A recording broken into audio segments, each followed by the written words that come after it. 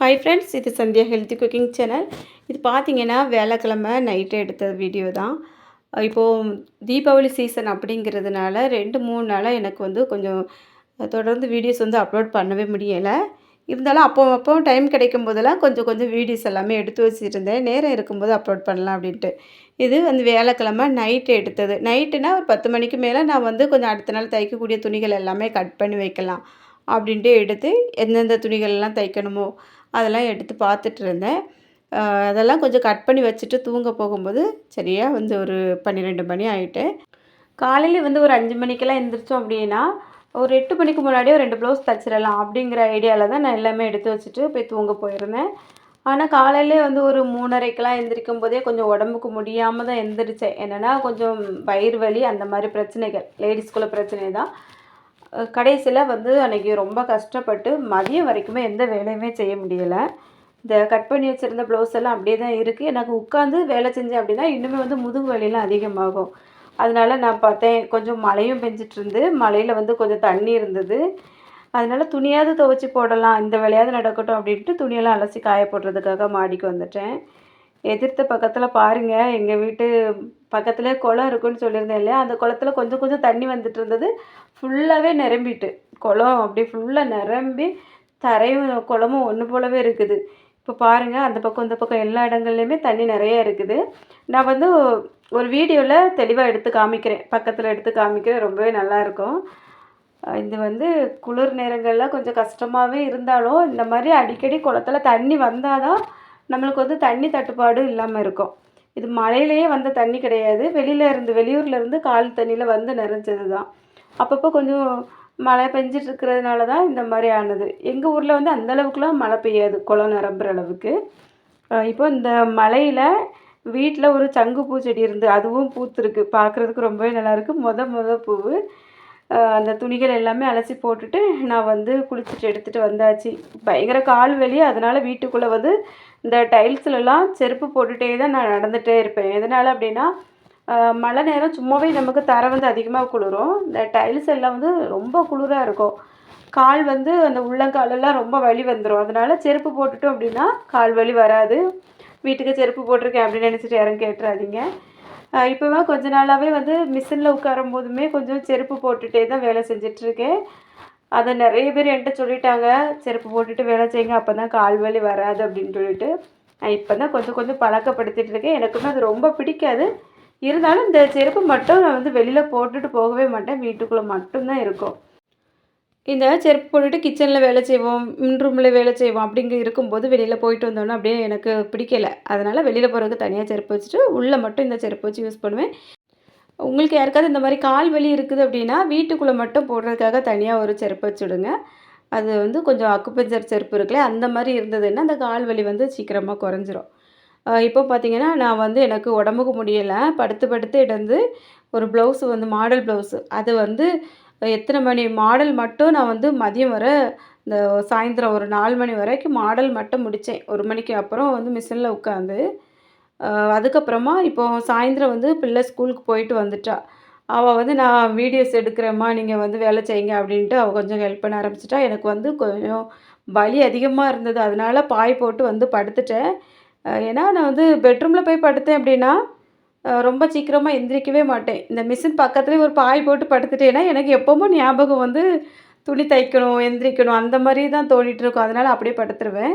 இப்போ அந்த ப்ளவுஸை முடிச்சாச்சு. முடித்து எடுத்து வைக்கும்போது பார்த்திங்கன்னா ஒரு 7 மணி ஆகிட்டு, நைட்டு 7 மணி ஆகிட்டு. அதுக்கப்புறமா இன்னொரு ப்ளவுஸ் வந்து கட் பண்ணி வச்சது தைக்கலாம் அப்படின்னு சொல்லிட்டு உட்காந்து பார்த்தேன். சுத்தமாக தைக்கவே முடியலை. ரொம்ப இடுப்பு வலியெல்லாம் அதிகமாக இருந்தது. அதனால் அப்படியே விட்டுட்டு தூங்க போயிட்டேன். காலையில் ஒரு 4:30க்கு அலாரம் வச்சு எந்திரிக்கலாம் அப்படின்ட்டு போயாச்சு. ஆனால் காலைல எந்திரிச்சு பார்க்கும்போது பிள்ளைக்கு வந்து பயங்கர காய்ச்சல். இது சின்ன பிள்ளை தான், அவளுக்கு ரொம்ப காய்ச்சல். அதுக்கப்புறம் டேப்லெட் எல்லாம் கொடுத்து வெந்நீர் போட்டு காப்பியெல்லாம் போட்டு கொடுத்து பார்த்தேன், சுத்தமாக குறையவே இல்லை. எப்போவுமே இந்த அளவுக்கு காய்ச்சல் வந்ததே இல்லை பார்த்துக்கோங்க. இப்போ நிறைய ஹாஸ்பிட்டல் போய் பார்த்தா தான் தெரியுது, அங்கே ஏகப்பட்ட காய்ச்சல். நிறைய பேர் குளுக்கோஸ் எல்லாமே போட்டுட்டு அப்படியே டெய்லியும் வீட்டுக்கு போயிட்டு வந்து குளுக்கோஸ் போடுறாங்க, ஊசி போடுறாங்க, அந்த மாதிரி இப்போ போயிட்டுருக்கு. எனக்கு கொஞ்சம் பயம்தான் எப்படி இருக்குமோ அப்படின்ட்டு. கடைசியில அங்கே போனோம். ஒரு 103 டிகிரிக்கு மேல காய்ச்சல் இருந்தது. ஊசி போட்டு மாத்திரை எல்லாம் வாங்கிட்டு வந்தாச்சு. வரும்போது பார்த்தீங்கன்னா, மணி வந்து ஒரு 12:30 ஆயிட்டு. இந்த குளத்த பார்த்தீங்களா? இதான் வீட்டு பக்கத்தில இருக்க குளம். நல்லா இருக்குல்ல எப்படி பார்க்கும்போது. இப்போ வீட்டுக்கு வந்ததுக்கப்புறமா கொஞ்சம் சிறுபயிறு இருந்து, அது ஒரு கை போல அள்ளி போட்டு சட்டியில போட்டு லைட்டா வறுத்துட்டு, நம்ம கஞ்சியெல்லாம் வச்சோம் அப்படின்னா நல்லா வாசமா இருக்கும். அதுக்காக வறுத்துட்ருக்கேன். இத குக்கர்ல சேர்த்து தான் கஞ்சி வைக்க போறேன். ஒரு 2 கை அளவுக்கு அரிசி போட்டிருக்கேன். ஏன்னா ஒரே ஒரு டைமுக்கு மட்டும் கொஞ்சம் வச்சா போதும். நெறைய வச்சாலும் அது ஆறுனதுக்கப்புறம் நமக்கு யாரும் சாப்பிட்றதுக்கு மாதிரி இஷ்டமே இருக்காது அப்படிங்க கொஞ்சம் தான் வச்சுருக்கேன்.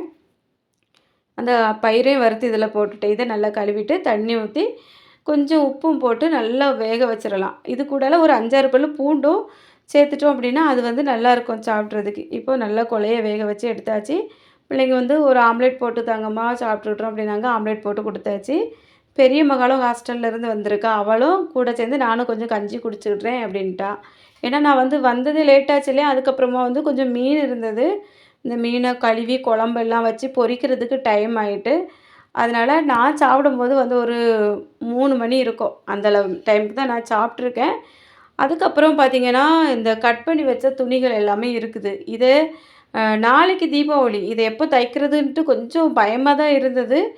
மொத்தமே ஒரு வியாழக்கிழமை நைட்டு நான் கட் பண்ணி வைக்கும்போது ஒரு 10 ப்ளவுஸ் தைக்க வேண்டியது இருந்து. நல்லா இருந்திருந்தோம் அப்படின்னா, வெள்ளிக்கிழமை ஃபுல்லா இருந்து தச்சிருந்தோம் அப்படின்னா, கொஞ்சம் ஓரளவுக்கு ரிஸ்க் எடுத்து தச்சு முடிச்சிருக்கலாம்.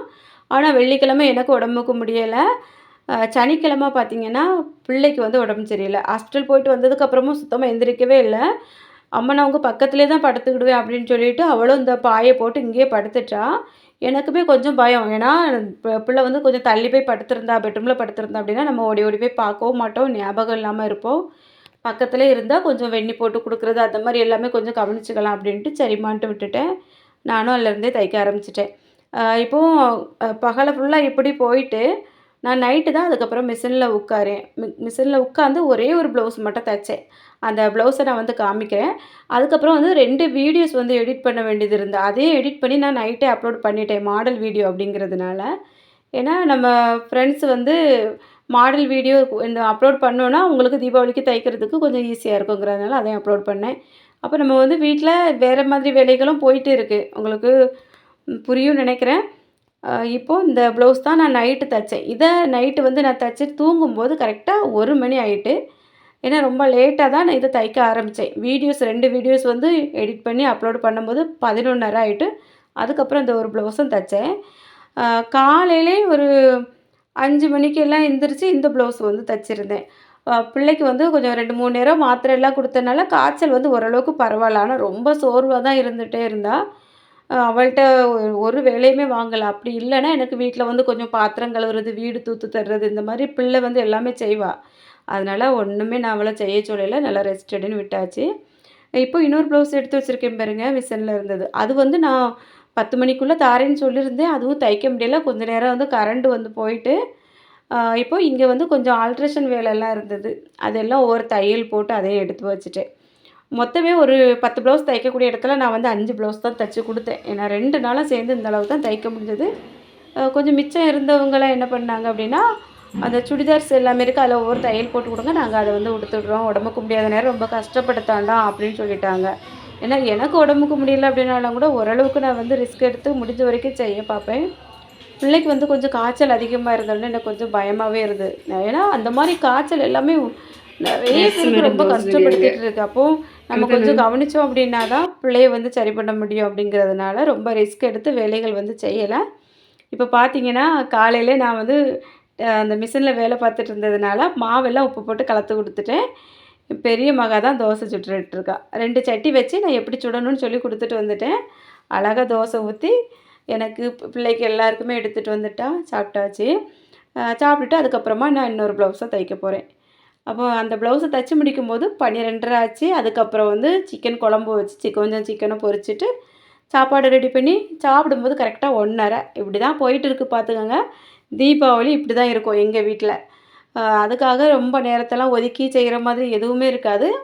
மற்ற நாள் நம்ம எப்படி வேலை செய்கிறோமோ, அதை விட இன்னைக்கு ஏதோ சாப்பிடணும் அப்படிங்கிற மாரி தான் போயிட்டுருக்கும். இது வந்து சாப்பிட்டதுக்கு அப்புறமா ஒரு 2 மணி போல நான் இந்த ப்ளவுஸ் வந்து எடுத்திருக்கேன். இத தச்சு முடிக்கும்போது 4:30 ஆயிட்டு. ஏன்னா இது வந்து கொஞ்சம் பக்கத்துல உள்ளது தான், அதனால குடுத்துவிடலாம் அப்படின்னு சொல்லிட்டு விட்டாச்சு. அதையும் தச்சு குடுத்துட்டு, நம்ம வீடெல்லாம் தூக்கணும். தூத்து எடுத்து ஒதுக்கிக்கிடலாம். அந்த மிஷின் பக்கத்துல இருந்த குப்பைகள் எல்லாத்தையும் தூத்து அள்ளியாச்சு. கடைசில எனக்கு வந்து ப்ளவுஸு தைக்கவே இல்ல. அத வந்து நான் பெருசா நினைக்கவும் இல்ல. ஏன்னா, நமக்கு இந்த அளவுக்கு இன்னைக்கு வெளியில ப்ளவுஸ் எல்லாம் தச்சு குடுத்ததே பெரிய விஷயம் அப்டின்ட்டு நெனச்சுட்டு, இதுக்கு மேட்சா ஒரு பழைய ப்ளவுஸ் இருந்தது. அத எடுத்துட்டு வந்து என் மக வந்து "அம்மா கரெக்ட்டா இருக்கும் போடுங்க" அப்டின்னு சொல்லி குடுத்தா. நானும் இந்த சாரீலேருந்து ப்ளவுஸ மட்டும் கட் பண்ணி எடுத்து வச்சுட்டு, இத உடுத்துக்கிட போறேன். அடுத்தது இன்னும் கொஞ்சம் கிச்சன்ல பாத்திரங்கள் வந்து அழுக்கா இருக்கு.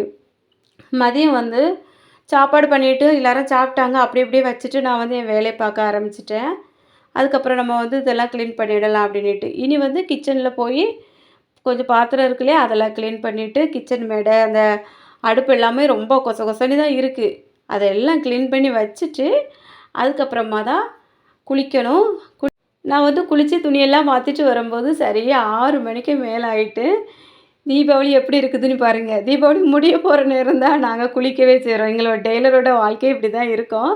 போன வருஷம் பார்த்தீங்கன்னா, நல்லா நீட்டா காலையில எல்லா வேலைகளையுமே ஒரு நாளைக்கு முன்னே முடிச்சுட்டதுனால, வீட்ல ரொம்ப ரிலாக்ஸா போயிட்டுருந்து. ஆனா, இந்த வருஷம் கொஞ்சம் சொதப்பலாவே போயிட்டு. எதிர்பார்க்காதது எல்லாமே இந்த மாரி டைம்ல தான் நடக்கும். இப்போ எல்லாத்தையும் எடுத்து ஒதுக்கிட்டு, இந்த இடங்களெல்லாம் நீட் பண்ணி ரெடி பண்ணிட வேண்டியது தான். நமக்கு எப்பவும் டெய்லி நடக்கிற வேலை தான். இருந்தாலும் அது வந்து இந்த மாரி விசேஷ நாட்கள்ல இந்த வேலைகளெல்லாம் அப்பப்போ செய்யலைன்னா கொஞ்சம் மனசுக்கு ஒரு மாதிரி இருக்கும். இப்போ நான் பிள்ளைங்க எல்லாரும் சேர்ந்து வெடி வெடிக்க போறோம். அணுகுண்டு வைக்காமோ வச்சுட்டு போட்டேன். அந்த பிள்ளை எவ்வளோ ஆசையா பார்க்குது. அணுகுண்டு அணுகுண்டு.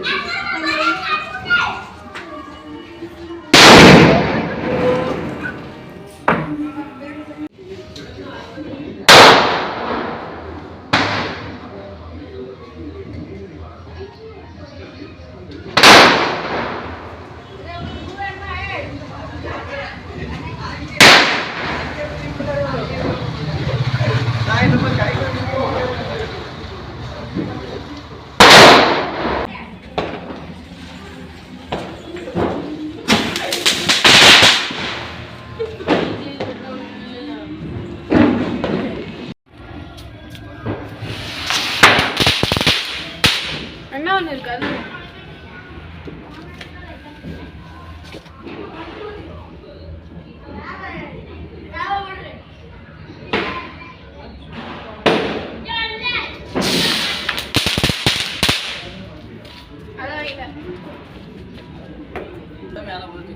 ஐயா அப்ப நின்னுக்க.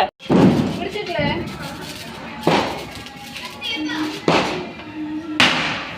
தீப்பெட்டி எங்க மகா? தெரியல, அவன் தான் இருக்கான்.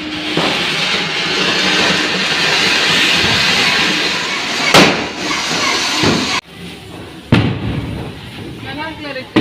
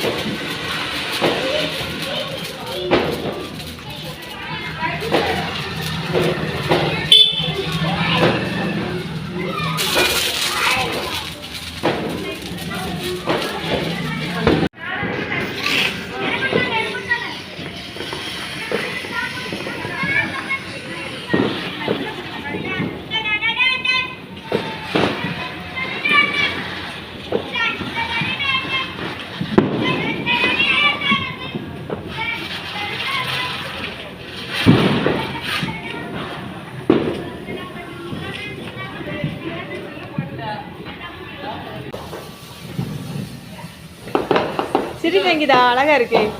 அதில் வைக்காத, இந்த முகத்தை காட்டு.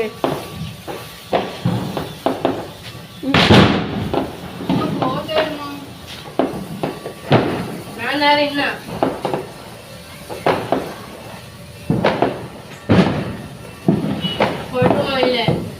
போகாத. ட்ரெஸ் சூப்பராக இருக்குது தெரியுமா உங்களுக்கு? ஆஹா ரெடி சேர்ந்து நின்றுங்கிறா. ஏய் ஏய் ஏய்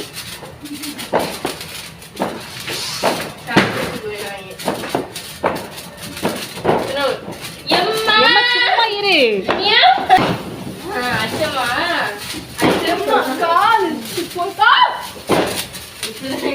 எனக்கும் பத்தி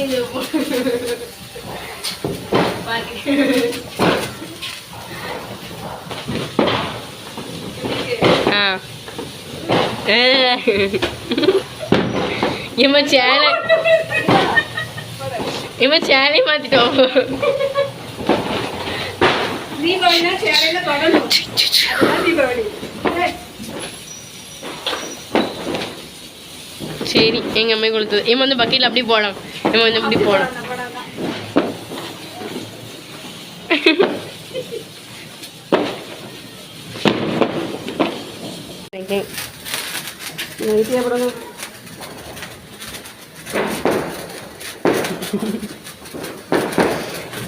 ஒழுங்கா நேச்சுரலா திரிட்டேன். ஸ்லோமோ எடுக்குமா?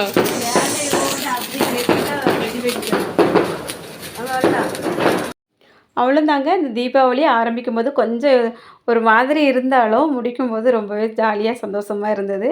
நானும் பிள்ளைங்க கூட சேர்ந்து நல்லா என்ஜாய் பண்ணேன். நீங்கள் எப்படி தீபாவளியை கொண்டாடினீங்க அப்படிங்கிறத மறக்காமல் கமெண்ட்னு சொல்லுங்கள். வீடியோ பிடிச்சிருக்கோன்னு நினைக்கிறேன். வீடியோ பிடிச்சிருந்தா மறக்காமல் லைக் கொடுத்துட்டு நம்ம சேனலை சப்ஸ்கிரைப் பண்ணிடுங்க. அப்படியே இது வரைக்கும் இந்த வீடியோ பொறுமையாக பார்த்து எல்லாருக்கும் ரொம்ப ரொம்ப நன்றி. வணக்கம்.